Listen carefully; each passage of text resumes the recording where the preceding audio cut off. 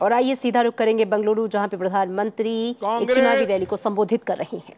धमाके होते थे, देश के अलग अलग कोने में होते थे, लगातार होते थे, लेकिन धमाके के बाद कांग्रेस क्या करती थी? क्या करती थी? अपने गृह मंत्री को बदल देती थी, होम मिनिस्टर को बदल देती थी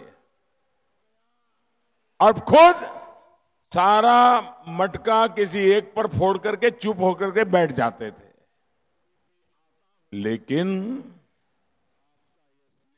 मोदी गृह मंत्री नहीं बदलता है, मोदी तौर तरीके बदलता है।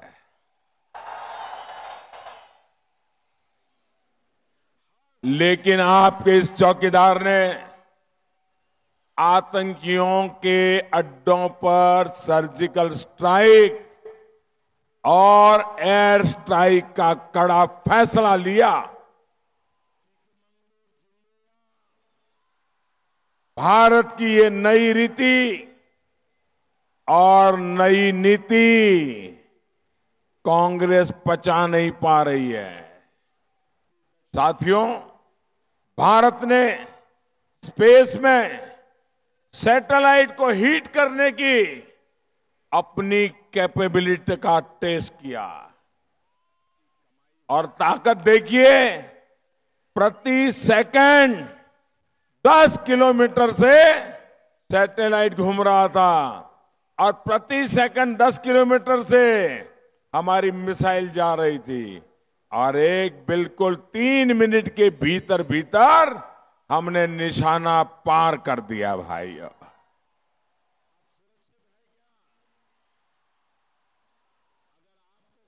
भारत ये काम करने वाला दुनिया का चौथा देश बना। कौन हिंदुस्तानी होगा जिसको इसका गर्व न हो? आपको गर्व हुआ कि नहीं हुआ? हमारे वैज्ञानिकों के प्रति आदर हुआ कि ना हुआ? मोदी के निर्णय पर आपको भरोसा हुआ कि नहीं हुआ?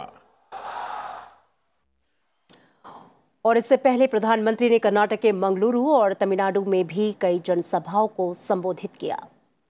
लोकसभा चुनाव का पहला चरण समाप्त होने के बाद बाकी चरणों के लिए प्रचार तेज हो गया है। सभी राजनीतिक दलों के वरिष्ठ नेता देश भर में रैलियां कर रहे हैं। प्रधानमंत्री नरेंद्र मोदी ने आज दक्षिण भारत के तमिलनाडु और कर्नाटक में रैलियों को संबोधित किया। प्रधानमंत्री नरेंद्र मोदी ने कर्नाटक के मंगलुरु में जनसभा को संबोधित किया। प्रधानमंत्री ने सर्जिकल स्ट्राइक को लेकर सबूत मांगने वालों पर सवाल उठाए।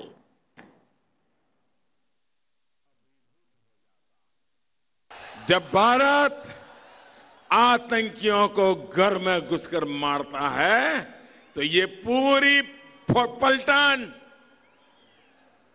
ये महामिलावटी लोग सेना के पराक्रम पर भी सवाल उठाने के लिए आगे आ जाते हैं।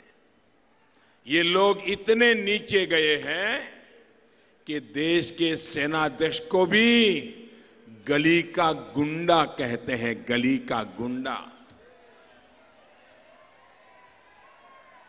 इन्होंने शर्म करनी चाहिए कि नहीं करनी चाहिए? प्रधानमंत्री नरेंद्र मोदी ने तमिलनाडु के रामनाथपुरम में भी रैली को संबोधित करते हुए कहा कि विपक्ष के पास कोई एजेंडा नहीं है, वो सिर्फ मोदी हटाओ के एकमात्र एजेंडे पर काम कर रहे हैं।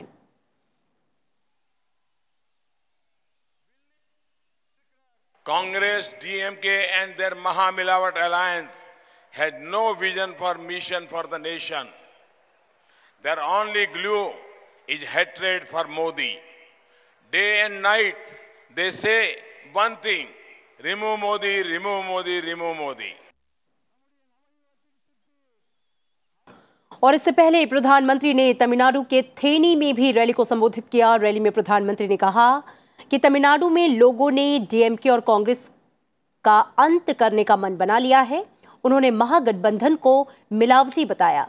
साथ ही कहा कि महामिलावटी देश के विकास के लिए काम नहीं कर सकते।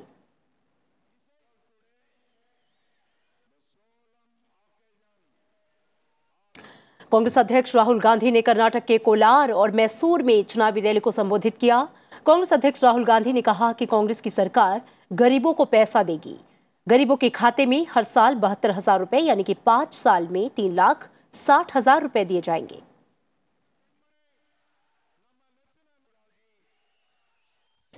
बीजेपी अध्यक्ष अमित शाह ने आज उत्तर प्रदेश के बदायूं और शाहजहांपुर में रैलियों को संबोधित किया। अमित शाह ने बदायूं में विपक्ष पर निशाना साधते हुए कहा कि कमजोर विपक्ष देश की रक्षा नहीं कर सकता है। ये लोग करेंगे, आप मानते हैं ये गठबंधन वाले देश की रक्षा कर सकते हैं क्या? अरे मित्रों, अभी अभी पुलवामा में हमला हो गया। 10 साल तक पहले कांग्रेस की सरकार थी, ये मायावती और अखिलेश का समर्थन था। सपा बसपा कांग्रेस की सरकार थी। 10 साल तक ये आलिया मालिया जमालिया देश में घुस जाते थे और आतंक गिराते थे, कोई जवाब दिया नहीं गया। अमित शाह ने शाहजहांपुर में रैली को संबोधित करते हुए कहा कि जब पुलवामा हमले का हमने बदला लिया तो बुआ भतीजा की जोड़ी सदमे में आ गई थी। एक तो पाकिस्तान में मातम था, छातियां पीट रहे थे, पीटनी ही चाहिए उनको तो, और दूसरा ये बुआ भतीजा के घर में मातम था, बुआ भतीजा इनके चेहरे देखे उनके साफ सुन रहा था, हंस नहीं पाते। मायावती जी कहती है शादी दी दो, साथ से दो। अखिलेश कहते हैं ये तो क्या हुआ, नकली है, स्ट्राइक हुई है। ये राहुल बाबा के गुरु सैम पित्रोड़ा कहते हैं इन पर क्यों बम गिराते हैं, उनसे बातचीत करिए, उनको समझाइए, उनको फुसलाइए। मुझे बताओ शाहजहांपुर के शहजादों जो 40 जवानों को मार गिरा, इस पर बम गिराना चाहिए या बात करनी चाहिए? उत्तर प्रदेश के बदायूं में आज एसपी बीएसपी और आरएलडी गठबंधन की रैली हुई। इस मौके पर बहुजन समाज पार्टी की अध्यक्ष मायावती ने कहा कि मोदी सरकार ने जो अच्छे दिन लाने के वादे किए थे वो अभी तक पूरे नहीं हुए। महागठबंधन की रैली को अखिलेश यादव और अजीत सिंह ने भी संबोधित किया। गरीबों, मजदूरों, बेरोजगारों, कर्मचारियों, युवाओं, महिलाओं, किसानों, व्यापारियों वे अन्य मेहनतकश लोगों के साथ साथ दलितों, आदिवासियों, पिछड़े वर्गों, मुस्लिम वे अन्य धार्मिक अल्पसंख्यक समाज के लोगों को भी जो इन्हें अच्छे दिन दिखाने के असंख्य प्रलोभन भरे वायदे किए थे, तो उनका अभी तक भी इन्होंने जमीनी हकीकत में लगभग 1/4 हिस्सा भी कार्य पूरा नहीं किया है। और पश्चिम बंगाल की मुख्यमंत्री ममता बनर्जी ने सिलीगुड़ी में एक चुनावी रैली को संबोधित करते हुए कहा कि जनता लोकसभा चुनाव में मार्क्सवादी कम्युनिस्ट पार्टी और कांग्रेस को अपना वोट न देकर उनकी पार्टी को वोट दे। उन्होंने कहा कि जो क्षेत्रीय पार्टियां जहां पे मजबूत हैं, लोग उसे ही वोट करें। और सीपीएम खाली केरला में कुछ है और हिंदुस्तान में कोई भी नहीं है, और कांग्रेस वो भी नहीं कर पाएगा। थोड़ा थोड़ा स्टेट में जिसमें उसका है उसमें उसको करने दो, हमारा कोई एतराज नहीं है। लेकिन जिधर में हम है स्ट्रांग, क्यों आप कांग्रेस को वोट देंगे? जिधर में चंद्रबाबू नायडू है और जो रीजनल पार्टी है, क्यों आप और किसी को वोट देंगे?